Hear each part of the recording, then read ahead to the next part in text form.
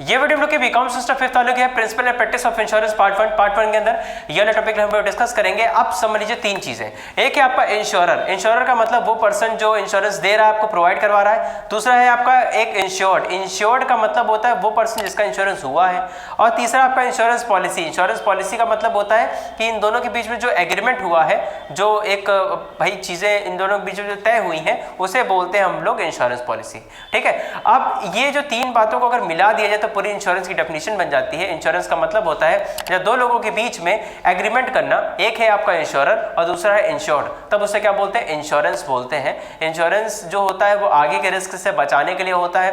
अब अगर मान लीजिए जैसे अब मेरे मरने के बाद जो मेरा परिवार होगा उसको जो पैसा मिले उसके लिए हम लोग इंश्योरेंस ज़्यादातर कराते हैं। ठीक है। और भी चीज़ों का इंश्योरेंस रहते हैं, जैसे आपका कोई कार का इंश्योरेंस है या आपका कोई घर का इंश्योरेंस है, तो इन सब पे आप रिस्क से बचने के लिए इंश्योरेंस करते हैं। रिस्क से बचने का मतलब अनसर्टेनिटी से बचना, जो आगे होने वाला हो और पता ना हो उसे अनसर्टेनिटी बोलते हैं। इंश्योरेंस के भी कई सारे बेनिफिट होते हैं। सबसे पहला है आपका प्रोवाइड प्रोटेक्शन, मतलब आपको सुरक्षा देता है। दूसरा है आपका प्रोवाइड सर्टेनिटी। सर्टेनिटी का मतलब होता है सम ऑफ अमाउंट, कुछ आपको अमाउंट प्रोवाइड करवाता है। ओके।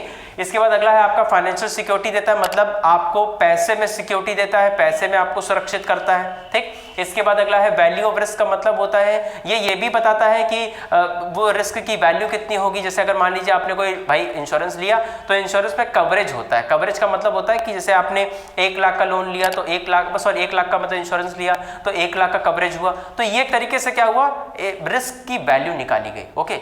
ये बेनिफिट्स है किसके? इंश्योरेंस के। एक चीज और समझिए, इंश्योरेंस के अंदर आपने देखा होगा प्रीमियम जमा होता है ना, इसका भी पूरा प्रोसीजर समझिए। पहले आपने इंश्योरेंस, मान लीजिए LIC का उदाहरण ले रहा है। LIC से आपने क्या करा, इंश्योरेंस को लिया और उसमें आप प्रीमियम प्रोवाइड करवा रहे हैं, मंथली ईयरली, उससे मतलब नहीं, आप प्रीमियम प्रोवाइड करवा रहे हो। ठीक है।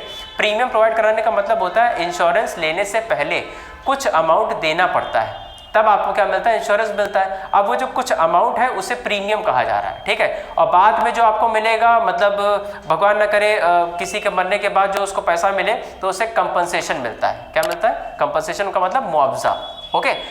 इंश्योरेंस के भी कई सारे टाइप होते हैं। सबसे पहला है आपका लाइफ इंश्योरेंस। लाइफ इंश्योरेंस का मतलब नाम से पता लग रहा है जीवन बीमा, जहां पर किसी पर्सन के बाद उसके परिवार का जो खर्च होता है वो उठाने का काम इंश्योरेंस कंपनी का हो जाता है। ठीक है। लाइफ इंश्योरेंस इसे बोलते हैं। और एक होता है आपका जनरल इंश्योरेंस। इसमें कई सारे इंश्योरेंस आते हैं जो आपको पता भी है और कुछ चीजें आपको नहीं भी पता है, क्योंकि वो जनरली आपने सुना नहीं, इसके लिए आपको नहीं पता। ठीक है।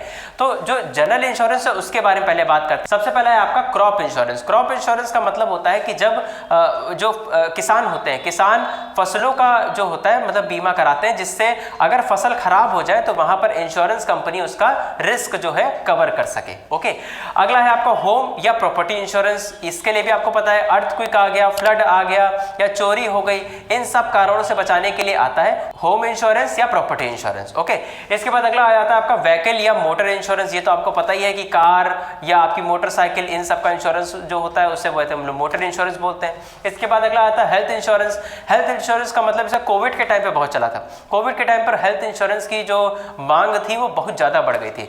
हेल्थ इंश्योरेंस का मतलब क्या होता है, कोई अगर बीमारी, अगर भगवान ना करे आपको कोई बीमारी हो जाए तो फिर उस केस में आप हेल्थ इंश्योरेंस से बेनिफिट उठा सकते हैं। ठीक है। आपका मतलब जो पूरा खर्च होगा वो इंश्योरेंस कंपनी उठाएगी।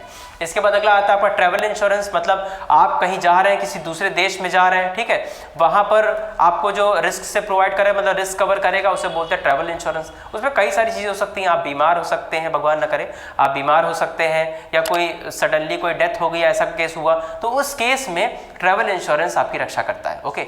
इसके बाद आता है आपका एजुकेशन इंश्योरेंस। एजुकेशन इंश्योरेंस का मतलब होता है कि जैसे हम लोग के मम्मी पापा वो क्या कराते हैं, एजुकेशन इंश्योरेंस, जैसे मतलब उनके भगवान ना करे उनके ना होने के बाद हम लोग का जो पढ़ाई का खर्चा होता है वो इंश्योरेंस कंपनी उठाएगी। ठीक है।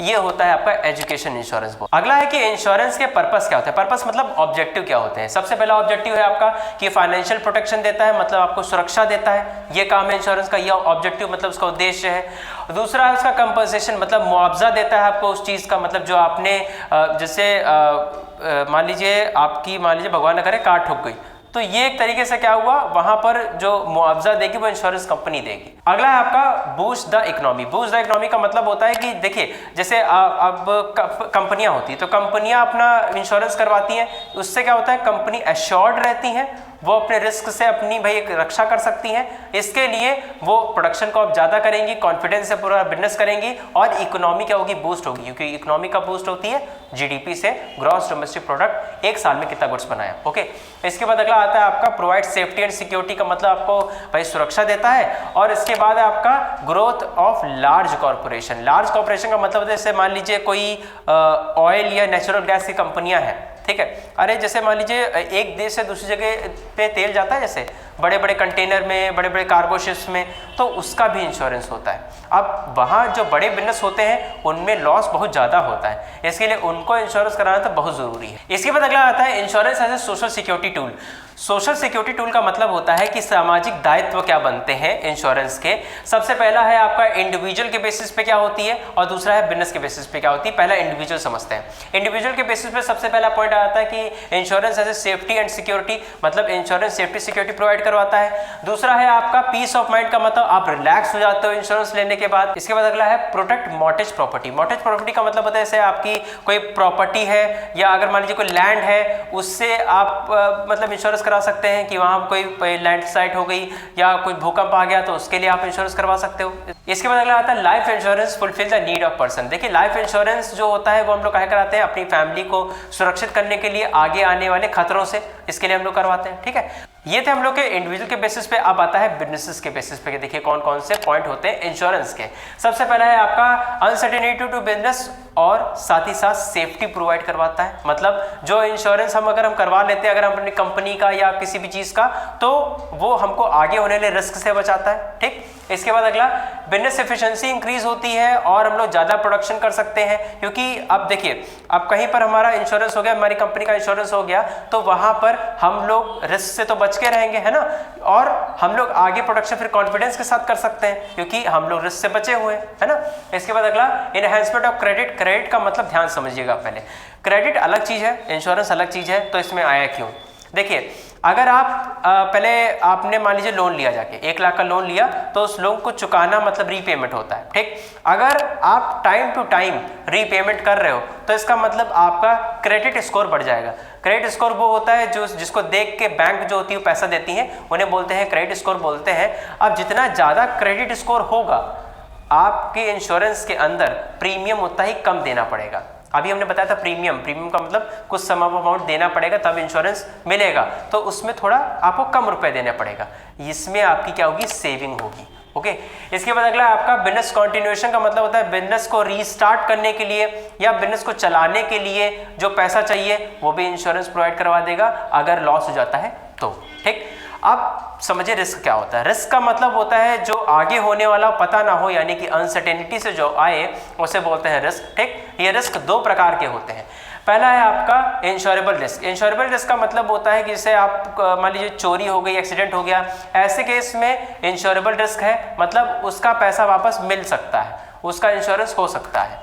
एक है आपका नॉन इंश्योरेबल रिस्क का मतलब होता है कि जिसका इंश्योरेंस ना हो सके, जैसे मान लीजिए कंपनियों के लिए फैशन में, ट्रेंड में कुछ बदलाव हो गया, डिमांड चेंज हो गई तो उनको लॉस हो गया, इस चीज़ का इंश्योरेंस नहीं होता है। ठीक, इस चीज़ का कोई भी इंश्योरेंस कवरेज नहीं होता है, उसे बोलते हैं नॉन इंश्योरेबल रिस्क बोलते हैं। ओके, ये थी हम लोग की आज की video principle and practice of insurance part 1। अब आप लोग की पार्ट 2 आएगी।